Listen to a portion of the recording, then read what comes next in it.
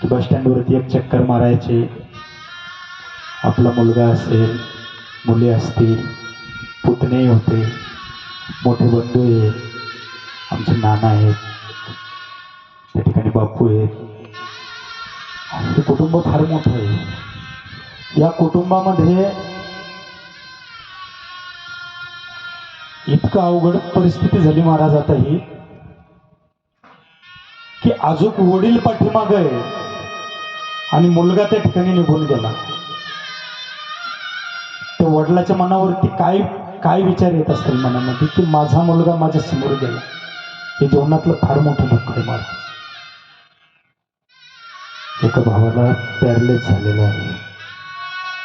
एक भाऊ शिक्षक आहे, पुतण्याही शिक्षक आहे, एक भाऊ शेतीच करतात. हे कुटुंब फार मोठं आहे. आपल्या मुलाभोवती आपल्या मुलाला चांगले संस्कार त्या ठिकाणी आप्पाने दिले, चांगलं शिकवलं. आप्पा सांगायचे की कृष्णा, हे बघ, मी जसं समाजामध्ये जीवन जगतो ना रे, त्याच पद्धतीने तू जीवन जग. का? कृष्णा म्हणायचा, आप्पा अहो हे मला कळत नाही का? कृष्णा, तुला सगळं कळतं रे, पण समाज विचित्र आहे. या समाजात जर तुला चांगलं जीवन जगायचं असेल तर तुला चांगल्या लोकांच्या संगतीत राहावं लागेल. शिकला महाराज, कृष्ण खूप शिकला. आप्पाचे संस्कार होते. आप्पा नेहमी महिन्याची वारी होती वाकी देवस्थानावरती. सुखदेव महाराज शनिभक्त यांच्या वारीला मी, आप्पा, आमचे आप्पा काका पंडित आम्ही सगळे सोबत जायचो. नेहमी त्यांचा चेहरा हसरा असायचा. पण आज दुःख मला ह्याच गोष्टीचं वाटतंय की आज सगळं जशाचं तसं आहे, आज आमच्यात आप्पा नाही. ज्यावेळेस कृष्णा बस स्टँडवरती सकाळी जात असेल ना, तर आप्पा काकाच्या दुकानमध्ये बसलेले आप्पा, ती खुर्ची, ती जागा, ती पाहिल्याच्या नंतर त्याच्या डोळ्यात घळघळ घळघळ अश्रू येत असते. का? की आज इथं सगळ्या गोष्टी आहे पण माझे वडील नाही.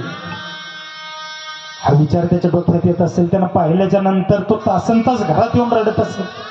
ही परिस्थिती आज आपल्याला विसरता येणार नाही. ज्याचं जाताना महाराज त्यालाच कळतं, ज्याचं दुःख आहे त्यालाच कळतं, आपल्याला नाही. ते दुःख नाही. श्रद्धांजलीवाला 1 तास सहज बोलून जातो, कीर्तनकार 1 तास सहज बोलून जातो, 5 मिनिटं श्रद्धांजलीवाला श्रद्धांजली देऊन जातो, पण त्याचं दुःख त्याला नाही. मुली आहेत. ज्यावेळेस एक काळचा प्रसंग आहे, आप्पा आणि आम्ही बेंगलोरला गेलो होतो. कोश घेऊन रेशीम उद्योग करायचे आप्पा. त्या ठिकाणी बेंगलोरमध्ये तिकडची भाषा मला कळाली नाही. माझं कोर्स मी शासकीय अनुदानामध्ये विकलं नाही, मी बाहेरच देऊन टाकलं होतं. आणि बाकीच्यांनी, आप्पांनी आणि त्यांनी त्यांचे जे कोर्स होते रेशीमचे, ते शासकीय अनुदानाला लावले. मला आठवतं आप्पाचं वाक्य, ज्यावेळेस तिथल्या त्या लोकांनी माझ्यावरती कारवाई केली. माझे कोश एक 5 किलो असतील, पण मला त्या ठिकाणी 21,000 रुपयाचा दंड ज्यावेळेस दिला. का? मी रेशीम बाहेर विकलं होतं, मला माहीत नव्हतं. त्यावेळेस आप्पांनी त्या लोकांसमोर हात जोडले हो माझ्याकरता, की त्याला तुमची भाषा कळत नाही, तुमची भाषा त्या ठिकाणी त्याला कळत नाही, त्याच्याकडून गुन्हा झाला. पण एवढा गुन्हा त्या ठिकाणी हात जोडून त्या महात्म्याने माझ्याकरता बेंगलोर सरकार पुढे हात जोडले आप्पाने, आणि त्या ठिकाणी माझा 21,000 रुपयाचा दंड वापस घेतला. आठवणी असतात. मनुष्य जरी निघून गेला पण आठवणी ह्या कायम आठवणीच असतात महाराज. आप्पाच्या पाठीमागे मुली आहेत, पत्नी आहेत, तुम्ही विचारा ना कधीतरी पत्नीला. ज्यावेळेस आप्पाला जी भाजी आवडायची त्या भाजीचा नुसता वास जरी आज त्या ठिकाणी आला तर तासन तास रडणारी त्यांची धर्मपत्नी. ज्या आप्पाला आवडत होतं महाराज, आज ती भाजी केल्याच्या नंतर जो दुःख त्यांच्या जीवनात आहे, घरात आहे, ते दुःख न सांगण्यासारखं आहे.